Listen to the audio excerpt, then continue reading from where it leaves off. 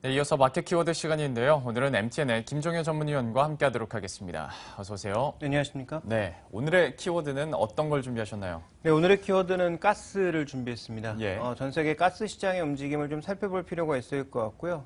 지난번에 한번 마켓 포커스 시간 언급드린 적이 있었는데 최근에 부자들의 투자처가 실물, 부동산 시장과 함께 인프라 펀드로 바뀌고 있다라는 그런 말씀 드린 적이 있는데 그런 부분까지 한번 연결을 해보도록 하겠습니다.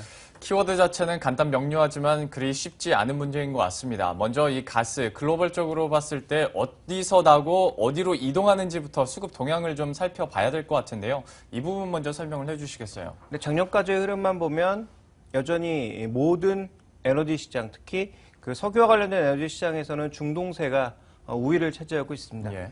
준비된 그림을 보시면 국가별 가스 수출량을 보실 때 카타르가 1위고요. 압도적인 1위고요.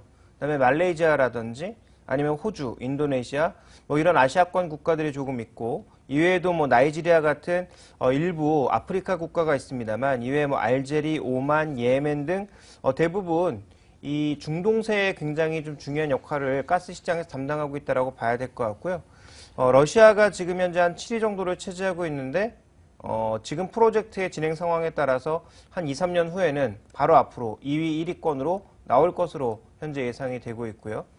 그 다음에 이제 미국이 여기 순위 없는데 미국 같은 경우에도 이제 수출을 서서히 할 것이기 때문에 이 순위 변동은 앞으로 나타날 가능성이 굉장히 높습니다. 그런데 이 수입량에서는 거의 변화가 없을 것으로 예상되고 있는데요. 2012년, 2013년 모두 한국과 일본이 1, 2위를 차지하고 있습니다.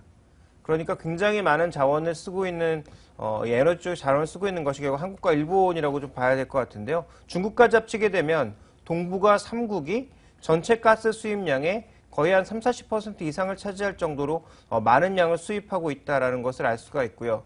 이들의 수입량 자체가 결국은 수요 쪽에서는 가장 중요한 흐름이다. 이렇게 볼 수 있는 상황입니다. 우리나라 같은 경우는 조금 전에도 말씀드렸지만 원유는 거의 전량 지금 두바이유, 그러니까 이 중동 쪽에 의존하고 있고요. 천연가스 같은 경우에도 인도네시아를 비롯해서 일부 아시아 지역에 수집을 하고 있습니다만 실제적으로는 카타르와 오만, 브루나이를 포함해서 대부분의 중동과 아시아 지역에 굉장히 의존하고 있는 모습을 나타내고 있기 때문에 이 같은 상황으로 본다면 가스 시장의 수급은 굉장히 편중되어 있다. 일부 지역에 편중되어 있고 수요도 동북아 3국에 굉장히 많이 집중되어 있다고 볼 수 있을 것 같습니다.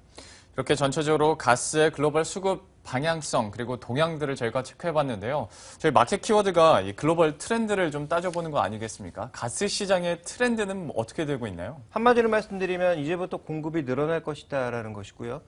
공급이 늘어나게 되니까 결국은 가격의 프리미엄이 없어질 것이다라는 것이 가장 중요한 핵심인 것 같습니다. 먼저 준비된 그림을 보시면 조금 전에 말씀드렸던 대로 천연가스나 원유 쪽에서 미국의 수출량이 거의 보이지 않았는데 준비된 그림을 보시는 건 생산량이 최근에 셰일가스로 인해서 급증하고 있거든요. 타이트 오일 급증하고 있죠. 그다음에 천연가스 같은 경우에도 셰일가스 영향으로 인해서 급증하고 있는 모습이어서 이와 같은 영향이 결국은 미국을 수출 국가로 만들 거라는 거죠. 그만큼 미국도 앞으로 수출 물량을 늘릴 것이기 때문에 전반적인 공급량 증가에 따른 가격 하락 예상되고 있다고 봐야 될 것 같고요. 그러다 보니까 지금 미국의 에너지나 정유의 가동률이 역대 거의 최고 수준까지 유지가 되고 있습니다. 이렇게 역대 최고 수준에서 유지가 되고 있음에도 불구하고 추가적으로 투자가 나타날 정도로 최근에 수출과 관련된 압력은 높아지고 있다고 봐야 될 것 같고요. 유럽 같은 경우에는 지금 러시아에 묻혀있는 셰일가스량이 가장 많습니다. 그러다 보니까 이와 관련된 개발 프로젝트가 빠르게 좀 진행되고 있다라고 봐야 될 것 같은데요. 대표적으로 러시아 야말 프로젝트가 있는데 이 서시베리아 지역입니다. 근데 이 지역에서는 지금 봄, 여름 쪽에는 이쪽으로 수출을 하고요. 그 다음에 유럽 쪽으로는 또 관으로 수출하는 모습도 보여주고 있어서 이쪽에서의 공급량 자체가 서유럽과 동북아 쪽으로 크게 증가할 것으로 현재 예상이 되고 있거든요. 물론 이 프로젝트는 아직 진행 중인 상황이기 때문에 실제로 LNG가 공급되기 위해서는 적어도 3, 4년 정도가 더 필요한 상황이긴 합니다만 어쨌든 이 진행되고 있는 프로젝트가 증가하면 증가할수록 러시아발, 미국발 공급량 증가는 이미 눈앞에 다가와 있다고 봐야 될 것 같습니다. 또 하나 우리 입장에서 굉장히 부당한 게 뭐냐면요. 일본의 지금 LNG 수입 단가가 평균 $17 정도 수준인데요. 러시아에서 주로 생산하고 있는 또 중국으로 공급하고 있는 파이프 LNG 가격, 그다음에 다른 LNG 가격의 전반적인 가격대가 뭐 평균이 한 12달러 정도 수준입니다. 거의 5달러 수준 정도의 차이가 나면서 일본이 비싸게 수입하고 있고요. 이 일본의 수입가를 기준으로 한국도 거의 비슷한 가격에 수입하고 있거든요. 또 한번 비교해 보면 영국의 지금 천연가스 수입 단가 똑같은 카타르에서 수입하는데 영국은 10달러 아래고요. 일본은 지금 거의 16달러 수준에서 수입하고 있습니다. 우리나라도 마찬가지고요. 동북아 3국에 공급할 때만 프리미엄을 줘서 굉장히 비싼 가격에 공급을 하고 있습니다. 왜냐하면 장기 계약상 유가 연동된 연동제를 채택하고 있기 때문에 상대적으로 그러한 장기 공급 계약을 체결하지 않은 미국이나 영국 같은 국가와 동북아 3국과는 굉장히 큰 이 프리미엄이 발생하고 있다는 거죠. 그런데 이 공급을 늘리게 되면 결국 이 프리미엄은 감소할 가능성이 높다라고 봐야 될 것 같고요.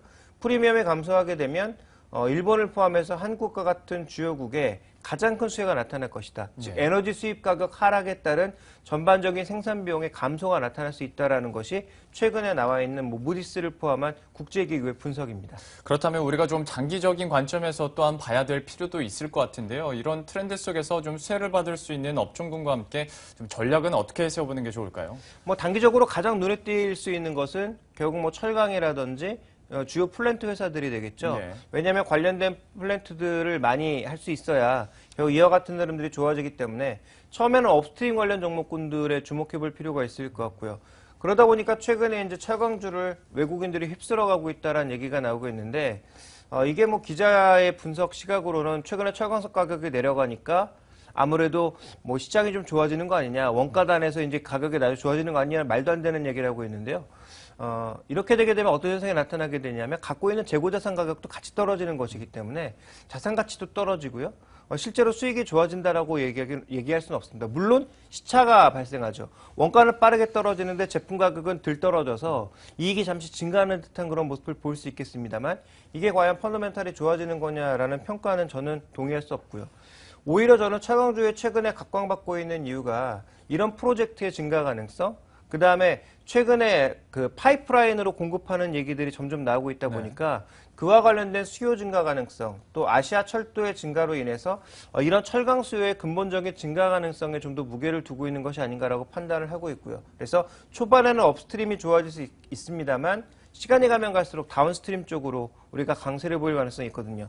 그 다운스트림의 대표적인 종목은 바로 조선주인데요. 준비된 그림을 보시면 어디까지나 예측에 불과합니다만 글로벌 조선사들의 수주 능력과 발주 능력을 봤을 때 LNG선의 지금 발주 전망은 국내 3사에 모두 2017년, 18년에 집중되어 있습니다. 10척에서 17척 정도의 수준으로 예상이 되고 있고요. 금액 기준으로 따질 때 모두 10조 원 이상 정도의 굉장히 큰 금액이기 때문에 결국은 이러한 수주 모멘텀이 한 3, 4년 정도 후가 되면 다시 강하게 돌아올 수 있다라는 것을 예측하고 있고요. 그 다음에 또 하나 우리가 주목해 봐야 되는 건 LNG선에 대한 관심만 높아지고 있는데 실제로 이 셰일가스에서 생산해내는 제품들 쪽에서는 LPG가 더 많습니다. 근데 LNG 시장과 LPG 시장을 비교해 봤더니 LNG 시장보다 LPG 시장이 크거든요. 그렇다면 LPG 선과 관련된 시장도 살펴볼 필요가 있겠는데 준비된 그림으로 보시는 것처럼 짙은 푸른색으로 표시되고 있는 LNG 선 규모가 역대 비교해 봤을 때 항상 크다라는 거죠. 물론 앞으로 LNG 선이 좀 더 커질 가능성 충분히 있습니다만 LPG 선도 충분히 크고요. 그 다음에 이 시장의 전반적인 신규 수주도 봤더니 점점 올해 반기까지만 놓고 봤을 때도 규모가 더 큰 배가 늘어나고 있다는 점을 주목해 볼 필요가 있는 거죠. 그래서 이와 관련된 강점을 갖고 있는 기업들이 조선주 중에서는 어디냐 봤더니 LPG선의 강점을 갖고 있는 현대미포조선이라든지 아니면 뭐 현대중공업이라든지 대우조선해양 쪽으로 시장의 관심이 장기적으로 모일 가능성이 있다라고 봐야 될 것 같고요. 투자 전략은 딱 한마디로 말씀드리면 오래 기다려야 된다입니다. 그래서 단기적으로 뭐 지금 사서 크게 뭐 수익을 누리겠다라는 전략이기보단 단기적으로는 업스트림 쪽, 뭐 철강이라든지 뭐 관 쪽이라든지 이런 쪽에 관심을 가지셔야 되겠지만 길게 본다면 조선주들을 서서히 모아나가면서 수주와 실적과 상관없이 장기적인 관점에 투자가 필요하지 않나라고 판단하고 있습니다. 네, 이렇게 해서 오늘은 가스 시장의 트렌드와 함께 전략까지도 함께 세워봤습니다. 지금까지 MTN의 김종효 전문위원과 함께했네요. 고맙습니다.